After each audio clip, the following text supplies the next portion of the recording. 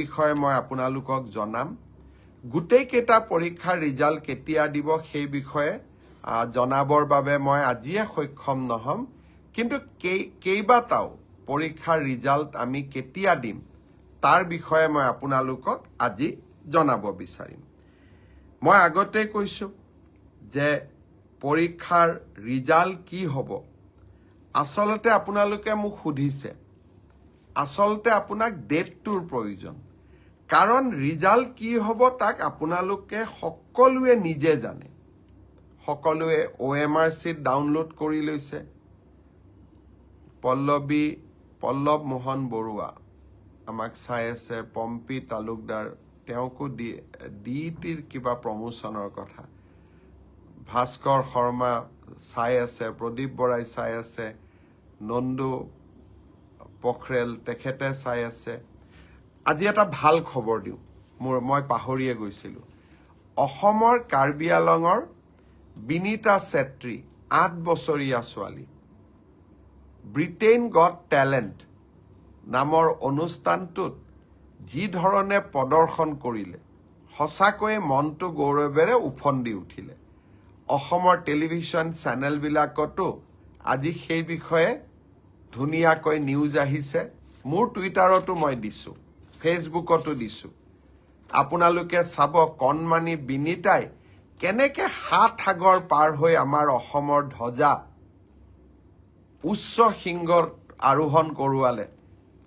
আপোনালোক সকলোৱে তাইৰ অনুষ্ঠান চাব ইমান ধুনীয়া নাচিছে আৰু ইমান ধুনীয়াকৈ স্মাৰ্টলি কথাৰ উত্তৰ দিছে সঁচাকৈয়ে আজি মনবোৰ কৰবাত যেন পূৰ্ণ হৈ উঠিলে বিনীতাৰ সুদীৰ্ঘ আৰু সুন্দৰ জীৱন এটাৰ বাবে মা কামাখ্যাৰ ওচৰত প্ৰাৰ্থনা জনালো এতিয়া মই এটাকৈ ৰিজাল্টৰ ক্ষেত্ৰত আহিব খুজিছো প্ৰথমতে মই অসম আৰক্ষীৰ ৰিজাল্টৰ বিষয়ে আপোনালোকক জনাব খুজিছো মই যতে মিটিঙত যাওঁ আমাৰ ডেকা লৰাবিলাকে মোক এইটোৱে খুদে মামা ৰিজাল্ট কেতিয়া দিব মই আজি কৈ দিম যিসকলে পাব তেওঁলোকক মই অভিনন্দন জনাম যিসকলে নাপাব অহাবাৰ পৰীক্ষাৰ বাবে আৰু প্ৰচেষ্টা চলাব মন বেয়া নকৰিব আৰু সকলোৱে যিসকলে পাব তেওঁলোকৰ কৃতিত্বক লৈ আমি সকলোৱে গৌৰৱ কৰিম আৰু যিসকলে নাপাব তেওঁলোকে পুনৰ প্ৰচেষ্টা কৰিম পৰীক্ষাৰ এটা ৰিজাল্ট ভাল বেয়া দুইটাই আহে তাক লৈ বহুত চিন্তা কৰিব নালাগে we should take life as challenge জীৱন প্ৰত্যাহ্বানেৰে পৰিপূৰ্ণ ৰিজাল্ট আপোনালোকে জানেই OMR sheet আপোনালোকে চাইয়ে আছে গতিকে পোৱা আৰু নোপোৱা দুইটাই জীৱনৰ একোটা যাত্ৰাৰ সংগী বুলি আমি ধৰি ল'ব লাগিব মই এতিয়া আপোনালোকক জনাই থৈ যাম সাব ইন্সপেক্টৰ আমাৰ UB AB কমিউনিকেশ্যন এই তিনিটা ক্ষেত্ৰত অসম আৰক্ষীয়ে সাব ইন্সপেক্টৰ পোষ্টৰ পৰীক্ষা পাতিছিল ইয়াত পদ আছিল 203টা ইয়াৰে ইতিমধ্যে লিখিত পৰীক্ষা হৈ গ'ল আৰু এই লিখিত পৰীক্ষাত যিসকলে উত্তীৰ্ণ হ'ল যিসকলে কাট অফ নম্বৰ পাবলৈ সক্ষম হ'ল তেওঁলোকৰ তালিকা 6 মাৰ্চ তাৰিখে আৰক্ষী বিভাগে প্ৰকাশ কৰিব 6 মাৰ্চ তাৰিখে লিখিত পৰীক্ষাৰ ৰিজাল্ট হোৱাৰ লগে লগে PST আৰু PET আৰম্ভ হ'ব আৰু PST আৰু PETৰ এডমিট কাৰ্ড আপোনালোকে 9 মাৰ্চত ডাউনলোড কৰিব পাৰিব আৰু PST আৰু PET 17 মাৰ্চৰ পৰা আৰম্ভ হ'ব এয়া হ'ল অসম পুলিচৰ সাব ইন্সপেক্টৰ UB AB আৰু কমিউনিকেশ্যন ইয়াৰ বাবে যি পৰীক্ষা হৈছিল ইয়াৰ পিছত আমাৰ এটা ডাঙৰ পৰীক্ষা হৈছিল কনষ্টেবল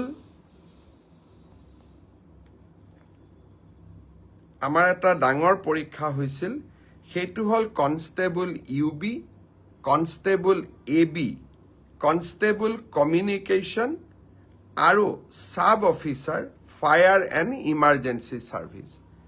কনষ্টেবলৰ UBত পোষ্ট আছিল 1760টা, কনষ্টেবল ABত পোষ্ট আছিল 2301টা, কনষ্টেবল কমিউনিকেশ্যনত পোষ্ট আছিল 466টা আৰু সাব অফিচাৰ ফায়াৰ ছাৰ্ভিচত পোষ্ট আছিল মাত্ৰ এটা। এই গোটেই পৰীক্ষাটোৰ ইতিমধ্যে PST আৰু PET কমপ্লিট হ'ল। এই পৰীক্ষাটোৰ যিসকলে PST PETত কোন পাছ কৰিলে ইয়াৰে ৰিজাল্ট অসম আৰক্ষীয়ে 12 মাৰ্চ তাৰিখে ঘোষণা কৰিব। অৰ্থাৎ কনষ্টেবল UB AB পৰীক্ষাৰ প্ৰথম ৰিজাল্ট 12 মাৰ্চ তাৰিখে প্ৰকাশিত হ'ব। ইয়াৰ পিছত আপোনালোকে নিজেও জানে যে এটা লিখিত পৰীক্ষাত আমি অৱতীৰ্ণ হ'ব লাগিব আৰু এই লিখিত পৰীক্ষাটিৰ বাবে যিসকলে কাট অফ মাৰ্ক পাবলৈ সক্ষম হ'ব তেওঁলোকে এডমিট কাৰ্ড 17 মাৰ্চৰ পৰা ডাউনলোড কৰিব পাৰিব আৰু finally AB UB written test 23 মাৰ্চত অনুষ্ঠিত হ'ব। ইয়াৰ পিছত অসম আৰক্ষীত ড্ৰাইভাৰৰ 667টা পোষ্টৰ বাবে PST আৰু PET অনুষ্ঠিত হৈছিল। এই ড্ৰাইভাৰৰো PST PETৰ পৰীক্ষাৰ ৰিজাল্ট অহা পৰহি দিনাখন অৰ্থাৎ 4 মাৰ্চ তাৰিখে অসম আৰক্ষীয়ে ঘোষণা কৰিব। ইয়াৰ পিছত স্বাভাৱিকভাৱে ড্ৰাইভিং টেষ্ট হ'ব আৰু ড্ৰাইভিং টেষ্টৰ পৰীক্ষাৰ বাবে এডমিট কাৰ্ডো 4 তাৰিখৰ পৰা লাভ কৰিব পাৰিব আৰু written test driving test written পিছত হ'ব, প্ৰথমতে ড্ৰাইভিং হ'ব। ড্ৰাইভিং টেষ্ট 10 মাৰ্চত পৰা অনুষ্ঠিত হ'ব। অৰ্থাৎ 4 তাৰিখে PST PET ৰিজাল্ট দিব, এডমিট কাৰ্ডো 4 তাৰিখে দিব আৰু 10 মাৰ্চৰ পৰা ড্ৰাইভিং টেষ্ট হ'ব আৰু ফাইনেলি ইয়াৰ পিছত এটা লিখিত পৰীক্ষাটো আমি এপিয়াৰ কৰিব লাগিব।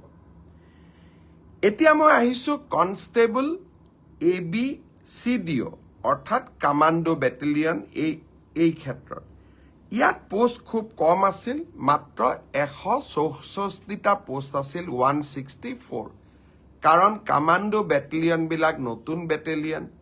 ইয়াত ভেকেঞ্চি অহাৰ এতিয়া প্ৰশ্নটো বহুত কম। কামাণ্ডো বেটেলিয়নৰ ৰিজাল্ট আমি আমাৰ কাট অফ মাৰ্কছ যিটো PST আৰু PETৰ যিটো কাট অফ মাৰ্ক তাক আমি 27 মাৰ্চ তাৰিখে ঘোষণা কৰিম। অৰ্থাৎ কামাণ্ডো বেটেলিয়নৰ 164 পদৰ বিপৰীতে আমাৰ যি ৰিজাল্ট হ'ব কাট অফ মাৰ্কছ এনাউন্স হ'ব 27 মাৰ্চ। তাৰপিছত এডমিট কাৰ্ড আহিব 1 এপ্ৰিল তাৰিখে আৰু সাইকোমেট্ৰিক টেষ্ট 8 এপ্ৰিলৰ পৰা অনুষ্ঠিত হ'ব। আমাৰ গ্ৰেড 4 অসম আৰক্ষীত 258টা পোষ্টৰ বাবে অনুষ্ঠিত হৈছিল। গ্ৰেড 4 পৰীক্ষাৰ PST PET হৈ গ'ল আৰু কেইটামান হ'ব বাকী আছে, 15 মাৰ্চলৈকে চলিব।